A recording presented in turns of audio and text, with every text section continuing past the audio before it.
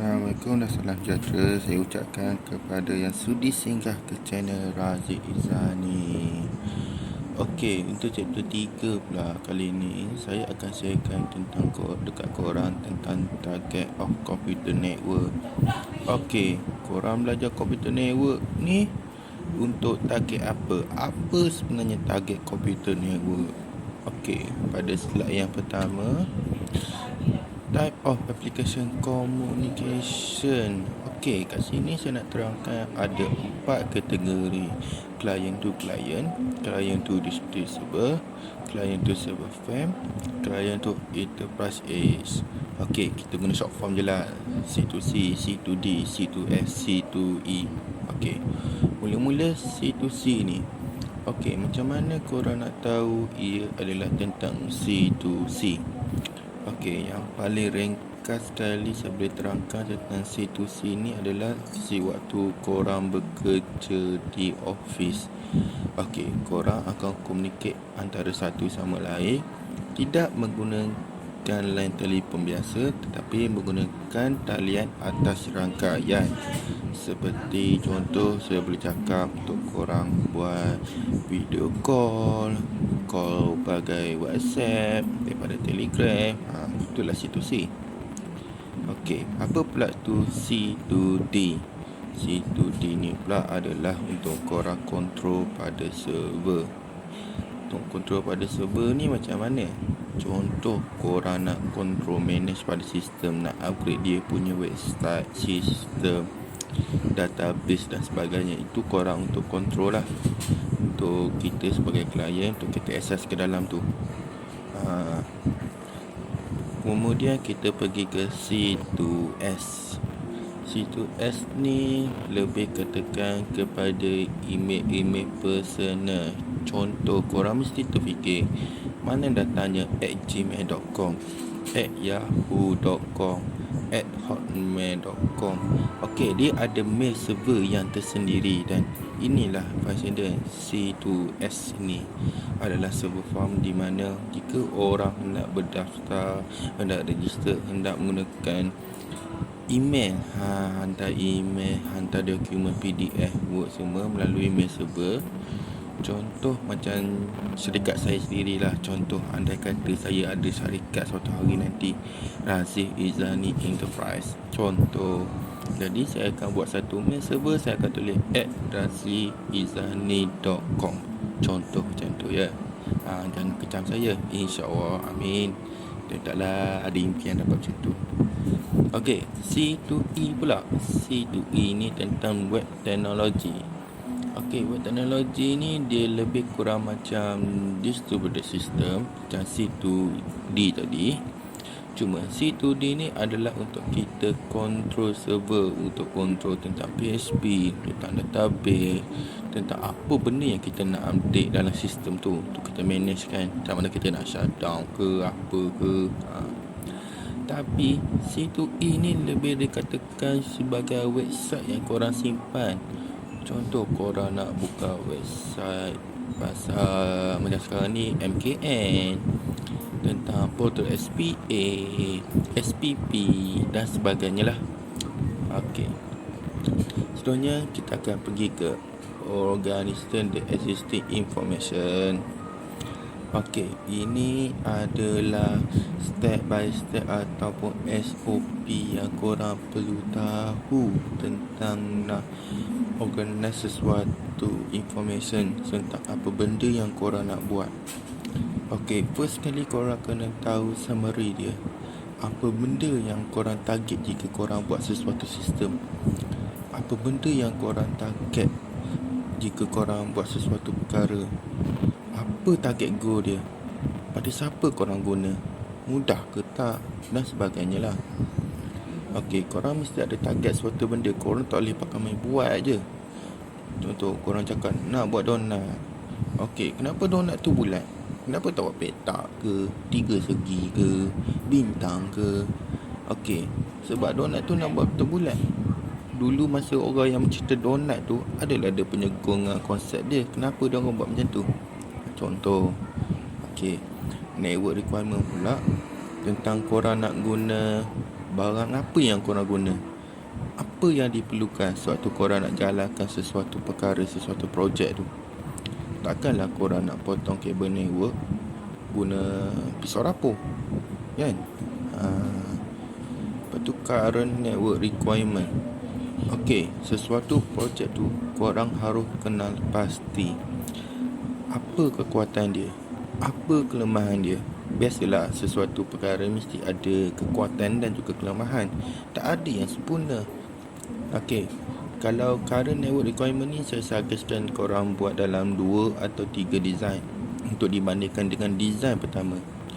Jadi kat situ korang boleh buat perbandingan daripada segi kekuatan dan juga segi kelemahan. Dan dari situ korang boleh nampak di mana yang antara the best yang korang boleh pilih.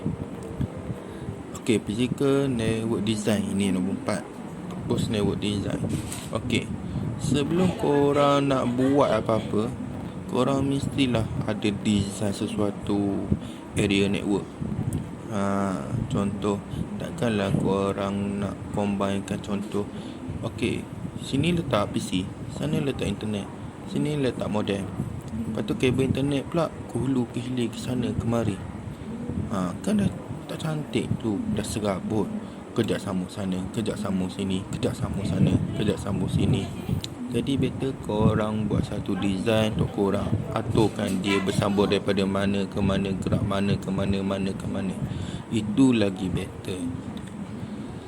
Propose logical design ni nombor 5. Nombor 5 ni, propose logical design ni adalah test result untuk korang bagi tahu tentang apa yang korang gunakan, routing macam mana, kumpulan network macam mana, IP apa yang korang gunakan.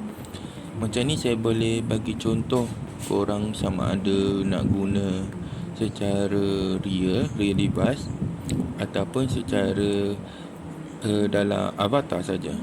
Kalau dalam PC ni korang boleh gunakan packet tracer.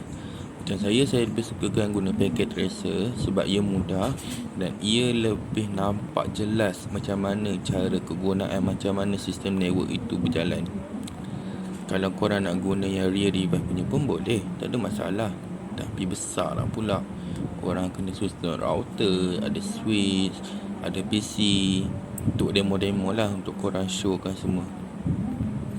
Jadi korang boleh terpilih sama ada nak buat dalam PC untuk showkan dulu apa benda yang korang macam mana. Korang boleh test print semua gitu gini untuk buka website, ataupun korang boleh buat guna secara hardware device. Okey, implementation plan. Okey, implementation ni korang perlu tahu apa step task untuk korang install dalam network. Contoh, kalau korang nak test network dulu, tapi network korang tak ada lagi, macam mana korang nak test? Korang nak install router dulu. Okey, install router semua, boleh pergi ke PC lain. Okey, cuba buka website. Tak boleh. Korang tengok website untuk internet modem korang dah install belum? Belum kan? Jadi korang kena tahu step by step benda apa yang diperlukan. Macam saya lebih suka biar ada internet dulu. Biar ada internet dah masuk, baru kita tarik satu persatu ke switch, ke router dan sebagainya lah. Jadi bila dah ada start PC yang pasang kepada switch, kat situ saya akan test pin ke modem, boleh ke tidak. Kalau okey. Lepas tu saya akan pasang pula pin kedua. Saya akan pin ke PC klien yang pertama dulu. Lepas tu cuba keluar ke internet, buka Google ke apa. Saya nak pastikan connection dia sangat stabil. Pada masa sama korang kena counting juga, tengok sama ada dia 5 second, 10 second, 30 second. Korang kena tahu juga berapa putaran masa untuk transmit data itu untuk membuka sesuatu website, untuk diorang tegur each other satu sama lain. Okey, seterusnya yang terakhir tentang cost estimate. Cost ni korang ada setengah orang tu kira nak barang mahal-mahal, tapi kerja apa pun tak ada. Ada setengah orang pula nak barang murah-murah, tapi kerjanya dia nak hasil dia punya gempak sih. Okey, Tapi bukan nak kutuk orang lah. Minta maaf yang mana yang terasa yang tengah dengar ni. Minta maaf. Jadi saya nak cakap ni pasal kos ni tentang apa yang korang sebenarnya perlu tahu. Apa barang yang sesuai. Betul, ada setengah company, ada setengah tempat kerja, dia kos dia limit. Ada setengah tu kos dia tak kisah berapa. Contohlah, korang sebagai seorang student, korang nak buat satu projek kecil je, final project, tapi kos korang sangat terhad. Jadi korang akan kira lah benda apa, nak guna apa, korang akan cari jalan yang terbaik untuk jimat-jimat kos. Sebenarnya barang-barang yang murah ni tak semestinya tak bagus. Barang-barang yang mahal tak semestinya sangat bagus. Ada kalanya barang yang murah ni lagi bagus daripada yang mahal. Tetapi ketahanan yang mahal ni lebih okey daripada yang murah.